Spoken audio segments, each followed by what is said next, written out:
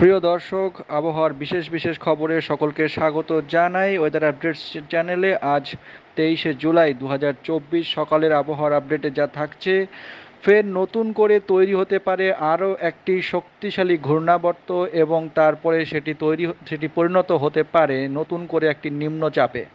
এবং এই কারণে পশ্চিমবঙ্গ এবং বাংলাদেশের উপকূলবর্তী এলাকা এবং সমগ্র বাংলাদেশে বয়ে যেতে পারে ঝোড়ো হাওয়া। আগামী এক সপ্তাহের মধ্যে মোটামুটি যা দেখা যাচ্ছে ওয়েদার মডেল ম্যাপগুলো থেকে আগামী 24 তারিখের মধ্যে তৈরি হতে পারে নতুন করে আরও একটি ঘূর্ণাবর্ত, ঠিক পশ্চিমবঙ্গের উপকূলবর্তী এলাকার কাছাকাছি, ঠিক দক্ষিণবঙ্গের উপকূলবর্তী ঘেঁষা অঞ্চলে তৈরি হতে পারে এই ঘূর্ণাবর্তটি। স্থলভাগেই তৈরি হবে ঘূর্ণাবর্ত, তাই এই কারণে হতে পারে প্রবল ঝড় বৃষ্টি আগামী 24-25 তারিখের পর থেকে।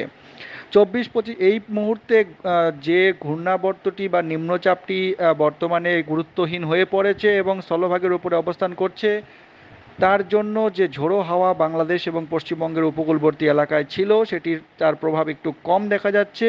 এবং আগামী দুদিনের মধ্যে, অর্থাৎ আগামীকাল 24 তারিখ এবং 25 তারিখের মধ্যে নতুন করে আবারও তৈরি হতে যাচ্ছে আরও একটি ঘূর্ণাবর্ত, ঠিক পশ্চিমবঙ্গের উপকূলবর্তী এলাকা, এবং তারপরে এর যে কেন্দ্রবিন্দু সেটি কিন্তু স্থলভাগের ওপরেই অবস্থান করবে। এই কারণে 26 তারিখ থেকে আবারও পশ্চিমবঙ্গের দক্ষিণবঙ্গ থেকে শুরু করে উত্তরবঙ্গের মালদা, মুর্শিদাবাদ এবং বাংলাদেশের বরিশাল বিভাগ, খুলনা বিভাগ, চট্টগ্রাম, ঢাকা এবং এদিকে রাজশাহী বিভাগের ওপর দিয়ে 40 থেকে 50 কিলোমিটার প্রতি ঘন্টা বেগে ঝোড়ো হাওয়া বয়ে যাওয়ার সম্ভাবনা রয়েছে 26 তারিখ থেকে। এবং এটি পরবর্তী সময়ে 27-28 তারিখে এটি গুরুত্বহীন হয়ে পড়বে এবং ভূভাগে প্রবেশ করে যাবে, ভারতে প্রবেশ করে যাবে।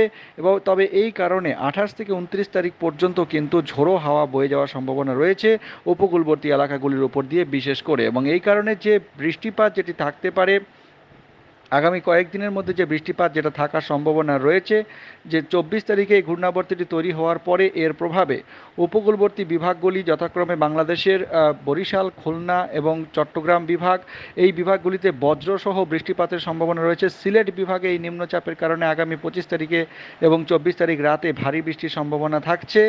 এবং এই ঘূর্ণাবর্তের প্রভাবে যা দেখা যাচ্ছে 24 তারিখের পর থেকে 24 তারিখ 25 তারিখের মধ্যে এটি যেহেতু সম্পূর্ণভাবে তৈরি হয়ে যাবে, দক্ষিণবঙ্গে কিন্তু ভারী বৃষ্টির সম্ভাবনা রয়েছে এবং বজ্রপাত সহ ভারী বৃষ্টির সম্ভাবনা থাকছে। 26 তারিখে এই ঘূর্ণাবর্তের কারণে চট্টগ্রাম বিভাগে যথেষ্ট বেশি বৃষ্টিপাত হওয়ার সম্ভাবনা থাকছে, তবে বৃষ্টিপাতের থেকেও বেশি ঝোড়ো হাওয়া থাকতে পারে এবং সমুদ্র কিন্তু আবারও নতুন করে উত্তাল হতে যাচ্ছে। এবং সমুদ্রের যাওয়া এই মুহূর্তে, সেই যে সময়ে 24 তারিখের পর থেকে কিন্তু সাবধানে সমুদ্রে চলাফেরা করা সতর্কবার্তা জানানো হচ্ছে। সিলেট বিভাগে সিলেট বিভাগে বৃষ্টিপাত যেটা 26 তারিখে এই ঘূর্ণাবর্তের প্রভাবে থাকবে। ঘূর্ণাবর্তটি মোটামুটি 25 তারিখ থেকে 27 তারিখ পর্যন্ত এই বাংলাদেশ এবং পশ্চিমবঙ্গের ওপরে এর প্রভাব বিস্তার করবে বলে মনে হচ্ছে। তো এই মুহূর্তে আবহাওয়ার যে পরিস্থিতি দেখা যাচ্ছে, যে মৌসুমি বায়ুর অক্ষ কিন্তু বাংলাদেশের দক্ষিণাঞ্চলে সক্রিয় অবস্থায় রয়েছে এবং এই সক্রিয়তার কারণে আগামী 24 ঘন্টায়, অর্থাৎ আজ 23শে জুলাই সারাদিনের মধ্যে সারা বাংলাদেশ জুড়ে বিশেষ করে উপকূলবর্তী এলাকাগুলিতে কিন্তু ভারী থেকে মাঝারি ধরনের ভারী বৃষ্টিপাতের সম্ভাবনা থাকছে এবং সিলেট বিভাগে ভারী বৃষ্টির সম্ভাবনা থাকছে। দক্ষিণবঙ্গের বিভাগগুলিতেও কিন্তু বজ্রপাত সহ বৃষ্টিপাতের সম্ভাবনা থাকছে বেশিরভাগ জায়গায়।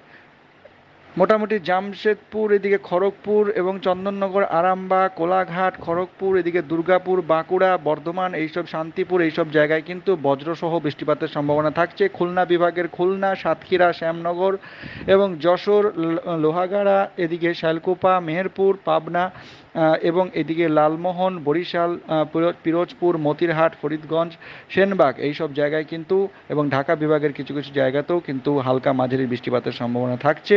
সমগ্র চট্টগ্রাম বিভাগে হালকা মাঝারি বৃষ্টিপাতের সম্ভাবনা আগামী 24 ঘন্টায় থাকছে। বিকেলের দিকে বৃষ্টিপাতের একটু সম্ভাবনা দেখা গেল এবং রাতের দিকে যদি আমরা দেখি, রাতের দিকেও কিন্তু উপকূলবর্তী বিভাগে বৃষ্টিপাতের সম্ভাবনা থাকছে, তবে হালকা মাঝারি বৃষ্টিপাত হবে, ভারী বৃষ্টিপাতের সম্ভাবনা নেই। পশ্চিমবঙ্গের আবহাওয়া দপ্তর থেকে যা জানা যাচ্ছে, যে দক্ষিণবঙ্গের জেলাগুলির মধ্যে হুগলি জেলায় আগামী 24 তারিখ সকালের মধ্যে, অর্থাৎ আজ সকাল থেকে আগামীকাল সকালের মধ্যে ভারী বৃষ্টির সম্ভাবনা থাকছে হুগলি জেলায় কিছু কিছু জায়গায়। এছাড়া পূর্ব মেদিনীপুরে আজ এবং এবং কাল সারাদিনের মধ্যে হালকা থেকে মাঝারি ধরনের ভারী বৃষ্টিপাত হওয়ার সম্ভাবনা থাকছে 1-2 জায়গায়। পশ্চিম মেদিনীপুরে আজ সকাল থেকে কাল সকালের মধ্যে ভারী বৃষ্টিপাতের সম্ভাবনা থাকছে বেশিরভাগ জায়গাতেই। ঝাড়গ্রামেও আজ এবং কাল ভারী বৃষ্টিপাতের সম্ভাবনা থাকছে। পূর্ব বর্ধমানে ভারী বৃষ্টির সম্ভাবনা থাকছে আজ সকাল থেকে কাল সকালের মধ্যে। তবে দু এক জায়গায় ভারী বৃষ্টিপাত হবে, এক নাগাড়ে অনেক জায়গায় অনেক পরিমাণ বৃষ্টিপাতের সম্ভাবনা এই মুহূর্তে দেখা যাচ্ছে না।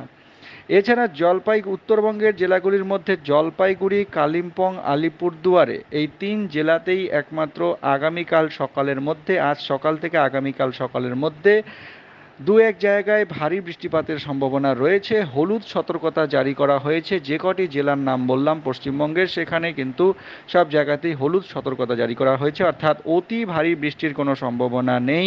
ভারী বৃষ্টি হতে পারে, তাই সমস্ত জায়গাতে হবে না, কিছু কিছু জায়গাতে ভারী বৃষ্টিপাতের সম্ভাবনা থাকছে। তো প্রিয় দর্শক, এই ছিল আবহাওয়ার পূর্বাভাস 24 ঘন্টা থেকে শুরু করে, এবং লঘুচাপের আগামী কয়েকদিনের কী প্রভাব থাকতে পারে পশ্চিমবঙ্গ এবং বাংলাদেশের বিভিন্ন জেলায় এবং বিভাগে জানিয়ে দেওয়া হলো ভিডিওটির মাধ্যমে। এই রকমভাবে প্রতিদিনের নিয়মিত আপডেট পাওয়ার জন্য চ্যানেলটিকে অবশ্যই সাবস্ক্রাইব করে রেখে দিন। অনেক ধন্যবাদ।